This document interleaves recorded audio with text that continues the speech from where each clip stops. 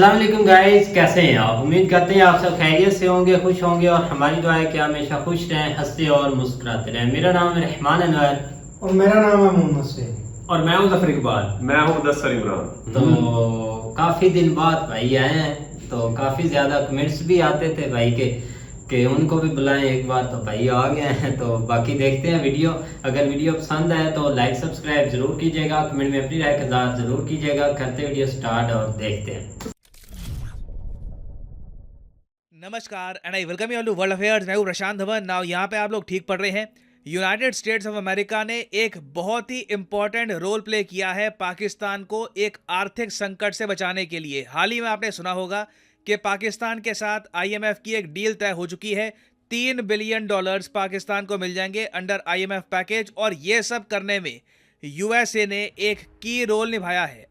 और उसके अलावा अब सिंस पाकिस्तान को एडिशनल $3 बिलियन का और लोन मिल जाएगा फ्रॉम आईएमएफ, तो जो अब पाकिस्तान का टोटल कर्ज है ना आईएमएफ को, सिर्फ आईएमएफ की बात कर रहा हूं यहाँ पर, इससे पाकिस्तान आईएमएफ का चौथा सबसे बड़ा कर्जदार देश बन चुका है। इसका मतलब ये भी है कि पाकिस्तान के ऊपर भी कई देश हैं जिनके और भी बहुत ज़्यादा बड़े आईएमएफ पैकेजेस चल रहे हैं। तो इस वीडियो में हम डिस्कस करेंगे कि since Pakistan fourth biggest debtor बन चुका है आईएमएफ का, इसका मतलब क्या है, बाकी कंट्रीज कौन कौन सी है, बहुत कुछ यहाँ पे आपको जानने को मिलेगा। मगर आगे बढ़ने से पहले आपसे क्वेश्चन पूछूंगा। क्वेश्चन ये है कि हाल ही में वो कौन सा देश है जिसने दुनिया भर में एक एग्जाम्पल सेट किया है अपनी सारी सुपरमार्केट्स में प्लास्टिक बैग्स बंद करके। जी हाँ, हर टाइप के प्लास्टिक बैग्स अब इस कंट्री की सुपरमार्केट्स में बैन कर दिए गए हैं। ये है यहाँ पे आपकी ऑप्शन, इंडिया, जापान, न्यूजीलैंड या फिर जर्मनी। इस पर रिसेंटली बहुत से आर्टिकल्स पब्लिश हुए थे। कमेंट सेक्शन में करिए उत्तर, सही आंसर मैं आपको दूंगा वीडियो के एंड में।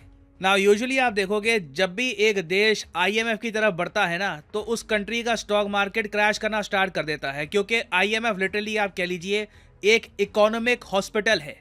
जब एक देश को कहीं और से कर्ज नहीं मिल रहा होता तब वो जाता है एक आईएमएफ प्रोग्राम के पास। मगर पाकिस्तान के केस में उल्टा हुआ है।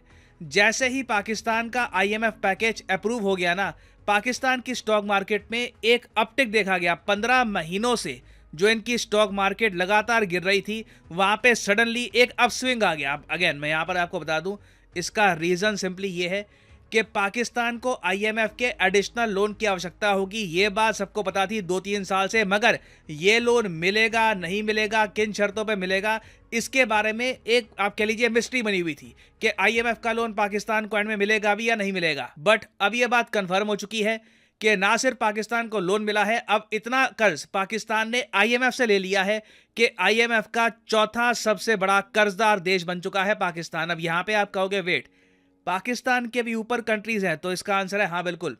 यहाँ पे आप देख पाओगे, देखो पाकिस्तान का जो टोटल अब कर्ज है ये पहले $7 बिलियन के आसपास था।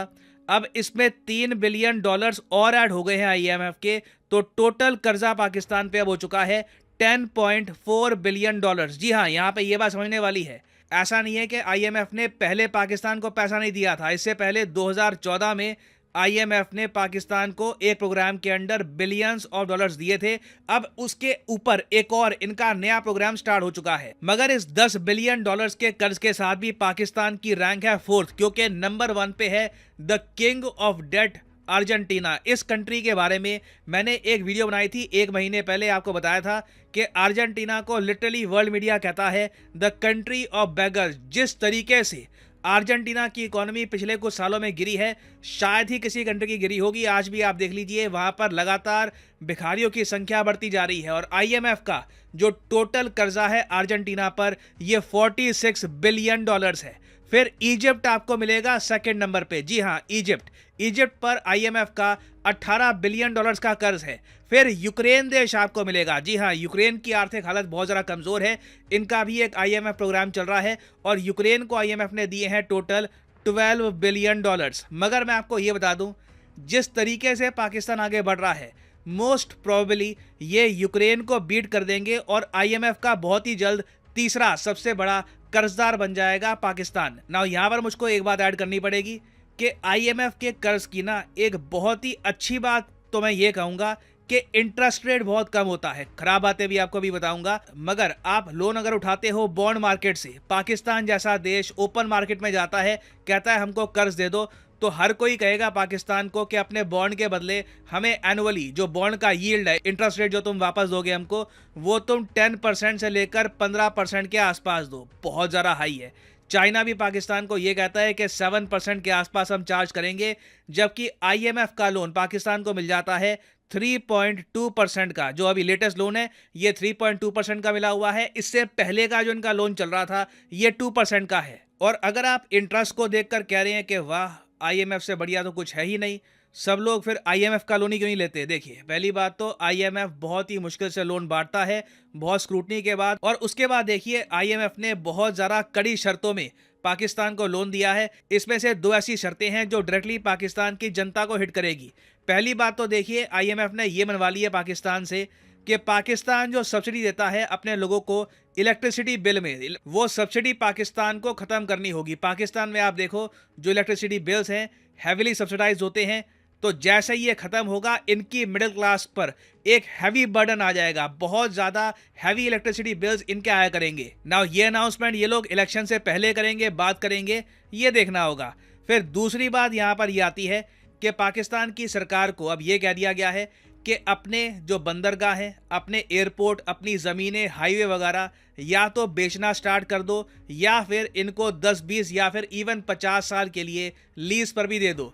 आप लोग जान के हैरान होंगे कि आज के समय पाकिस्तान की कैपिटल में जो इनका मेन एयरपोर्ट है इस्लामाबाद एयरपोर्ट, ये भी बहुत ही जल्द लीज पर चढ़ जाएगा। मतलब कोई देश या फिर कोई कंपनी इस एयरपोर्ट को ओन करेगी और उसके बदले हर साल वो पाकिस्तान को पेमेंट करेंगे। यहाँ पे आप देख पाओगे Islamabad has decided to lease out first phase of the new Islamabad international airport to international investors. Now अब ये जो इन्वेस्टर्स हैं मोस्ट प्रॉब्ली चाइना के ही होंगे। और अब होगा बेसिकली क्या कि IMF के प्रोग्राम के बहाने चाइना और बहुत सारी इंपॉर्टेंट जो लोकेशंस है पाकिस्तान की, इनके एयरपोर्ट, इनके बेसिस, इन पर अपना कंट्रोल एक्सटेंड कर लेगा। लिटरली आप कह लीजिए जो पाकिस्तान का एक आखिरी धक्का लगना था टुवर्ड्स चाइना, ये अब कंप्लीट हो जाएगा। और अगर आप सोच रहे हैं वेट, IMF ने टोटल पाकिस्तान को $10 बिलियन दे रखे हैं, तो अभी भी इनको उसके बियॉन्ड भी अपने लोगों की सब्सिडी कम करनी पड़ेगी, अपने जो एसेट्स हैं ये बेचने पड़ेंगे। तो इसका आंसर है हाँ। पाकिस्तान को देखिए आने वाले 3 सालों में $77 बिलियन लौटाने हैं। और इसी साल आप देखोगे, ये तो खैर 3 साल की मैंने बात करी है, इसी साल आप देखोगे पाकिस्तान को $22 बिलियन वापस करने होंगे। इनका फॉरेक्स रिजर्व अभी $9 बिलियन के आसपास है। IMF इनको अगर मान लो $5-6 बिलियन और भी एक्स्ट्रा दे देना, तब भी इस अमाउंट के ये लोग आसपास नहीं जाएंगे। तो इन दी एंड वही होगा जो मैंने आपको कहा था, ये देश अब बिकना शुरू हो जाएगा। अब हम बेसिकली एक ऐसे फेज में आ गए हैं जब पाकिस्तान लिटरली इनके जो भी इंपॉर्टेंट एसेट्स है वगैरह सब ओपनली या तो लीज आउट होंगे या बिकेंगे। बट इस सब के बावजूद बहुत सारी जो क्रेडिट रेटिंग एजेंसीज हैं वो ओपनली कह रही हैं कि अभी भी पाकिस्तान के डिफॉल्ट का जो रिस्क है कि पाकिस्तान दिवालिया हो सकता है, ये रिस्क अभी भी बना हुआ है। और ये रिस्क सिर्फ पाकिस्तान का नहीं है।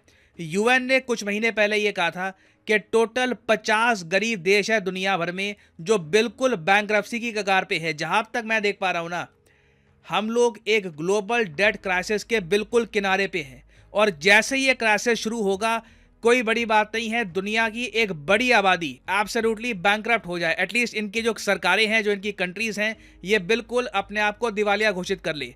आज से कुछ टाइम पहले एक रिपोर्ट पब्लिश हुई थी जहां पर यह बताया गया था कि दुनिया में हर 5 में से 1 आदमी है जो एक ऐसे देश में रहता है जो बिल्कुल एक डेट डिफॉल्ट की तरफ बढ़ रहा है। तो देखो, यहां पर मैं सिंपली ये नहीं कहूंगा कि प्रॉब्लम पाकिस्तान की है या फिर अर्जेंटीना या फिर कुछ और कंट्रीज की है। एक ग्लोबल डेट क्राइसिस शुरू हो चुका है और जब इतने सारे देश इकट्ठा डिफॉल्ट कर जाएंगे, उसके बाद आप देखोगे एक असली टेस्ट शुरू होगा IMF का। एक पॉसिबिलिटी कुछ इकोनॉमिस्ट ये भी कह रहे हैं कि पॉसिबिलिटी है कि IMF को ऑल टुगेदर या तो अपग्रेड करना पड़े या फिर IMF ने कई कंट्रीज को जैसे कि इंडिया, फ्रांस, चाइना और इवन US, इन सब कंट्रीज को एडिशनल पैसा डालना पड़े, क्योंकि फंडिंग की जो रिक्वायरमेंट है आने वाले समय में ये आसमान छूने वाली है। तो इवन दो पाकिस्तान को for the time being IMF की फंडिंग मिल चुकी है, बट अभी भी मैं कहूँगा एक ग्लोबल डेट क्राइसिस बहुत ज़्यादा करीब है। और ये जो टॉपिक है इन द फ्यूचर बहुत ही ज़्यादा न्यूज़ में रहेगा। तो इससे रिलेटेड कुछ अपडेट्स आती हैं तो आपके लिए मैं बाद में अपडेटेड वीडियो ले आऊँगा।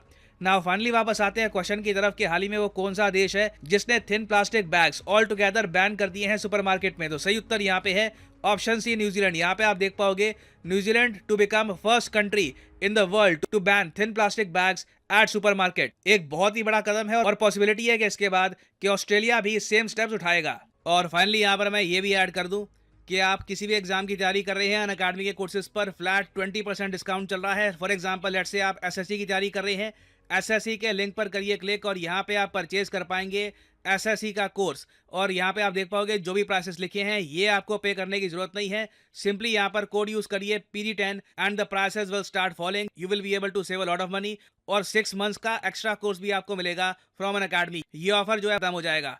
सो use the code PD10 and save money. और इसी नोट के साथ यह है वीडियो का अंत। और जैसे मैं हमेशा कहता हूँ, मे the gods watch over you. Guys, तो जैसा आपने वीडियो देखी, बिल्कुल एक पाकिस्तान को IMF का लोन मिल गया है। लेकिन ये कि उससे हटकर अगर आपने देखा तो हमने काफ़ी बार सुना है कि भाई एक कंट्री उसको बीट करेगी भाई अपनी इकनॉमी में, तो इंडिया कर रहा है बीट। लेकिन यहाँ पर पाकिस्तान है कि जो भाई नीचे से बीट कर रहा है, यूक्रेन को बीट कर देंगे कर्जा लेने में। फिर देखना भाई ये बाकी भाई हालात काफी नॉर्मल नजर आ रहे हैं फ्यूचर में ना। अभी तो मतलब कि मिला है IMF का इनको पैकेज, लेकिन उसमें काफी एक डॉलर भी अब नीचे जा रहा है और भी चीजें काफी, लेकिन एक जो महंगाई है ना वो नहीं नीचे जा रही। बाकी चीजें तो अभी अब बिजली भी महंगी करने वाले हैं और भी चीजें काफी महंगी होंगी। हाँ क्या तो बात कंप्लीट कर ले।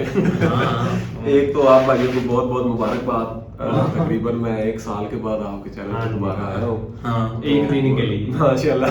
1 साल पहले तक आपको मेरे ख्याल में 5-6 हज़ार सब्सक्राइबर्स थे। अभी तकरीबन 33-34 के हैं। तो माशाल्लाह एक तो आपको बहुत बहुत मुबारक हो। आप लोगों की मेहनत है और आपके बॉर्डर पार जो भाई हैं उनकी मोहब्बत है, तो ऐसे ही लगे। दूसरा रही बात यार IMF के लोन की, तो बात उनकी ठीक है कि अभी ये ईद की छुट्टियां थी तो अचानक न्यूज़ आई है कि जी IMF ने लोन दे दिया। इससे पहले तो जैसा सागदार साहब ने बजट दिया था उसमें तो बिल्कुल भी नहीं लग रहा था कि जो IMF है वो कोई लोन वगैरह दे। जितनी उन्होंने तनख्वाहें बढ़ा दी, पेंशन बढ़ा दी, बाकी जितने वो शाह खर्चियाँ अपनी बीच में बढ़ा के कर दी थी वो, क्योंकि ज़ाहिर है आपकी मतलब बजट ऐसा पेश किया था उसने कि आपने कमाना 7,000 है और खर्च 14,000 करना है। तो देखो ना, आपके पास पहले पिछला कर्जा देने के लिए पैसे नहीं है और ऊपर से आप क्या कर रहे हैं, कमा 7,000 रहे हैं और लगा 14 रहे हैं और उसके लिए फिर 7 आपको और कर्जा लेना है।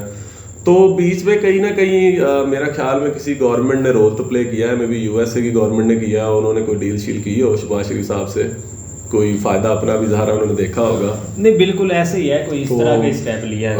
लेकिन ये है कि इसका शॉर्ट टर्म में तो बेनिफिट होगा, लेकिन इन द लॉन्ग टर्म तो वही बात है कि एक दलदल है, उसमें फंसते जा रहे हैं। जितना आप लेंगे उतना आपका वही बोझ बढ़ ही रहा है। कल को ये वापस भी करने हैं, कौन सा को फ्री में मिल रहे हैं। तो अभी तक तो सूरत हाल ये है कि आज तो कुछ डॉलर रेट हमारा पाकिस्तान में वही न्यूज़ जो आई है नीचे आया, लेकिन इन द लॉन्ग रन फिर ये वही होगा, ऊपर जाएगा। जैसे वो बता रहे थे चाइना आ जाएगा इधर, अब एयरपोर्ट भी भेज देंगे, सारा कुछ भी भेज देंगे, तो फिर वो रेंट पे ही हो जाएगा हमारा, रेंट पर पाकिस्तान अपना तो हमारा कुछ भी नहीं इसमें रहेगा। तो वही नजर आता है कि हमने भी एक दिन शायद बाहर ही किसी कंट्री में जाना है जॉब करने के लिए। इधर तो ऐसे ही, लेकिन ये कि इसमें सबसे बड़ा लॉलीपॉप यही है कि अवाम को इस चीज़ का नहीं पता, खासकर आप ये जो यूनिट आप बिजली के पर यूनिट कॉस्ट ज़्यादा होनी है और प्लस जो है ना वो ये जो चीज़ें आगे इन्होंने रेंट के ऊपर देनी है, ये इस चीज़ का नहीं पता। फिलहाल तो इनको जो है ना वो एक खुशियाँ मनाई जा रही हैं, हर तरफ यही दिखाया जा रहा है सबज बाग के हमारे पास अब बहुत पैसा आ गया। ये देखो अब जो है ना वो 284 पे था डॉलर, आज जो है ना वो 275 पे आ गया। देखो एक दिन में इतना स्टॉक मार्केट वापस ऊपर चली जाएगी। लेकिन आज का किसी ने नहीं बताया, आज 300 प्लस जो है ना वो पॉइंट्स नीचे भी गई है स्टॉक मार्केट। और जाहिर बात है इस तरह की खबरें बताने नहीं, वो 1-2 दिन के लिए ये चीज़ें सामने आएंगी और उसके बाद वही जो है, लेकिन ये बड़ी दलदल है।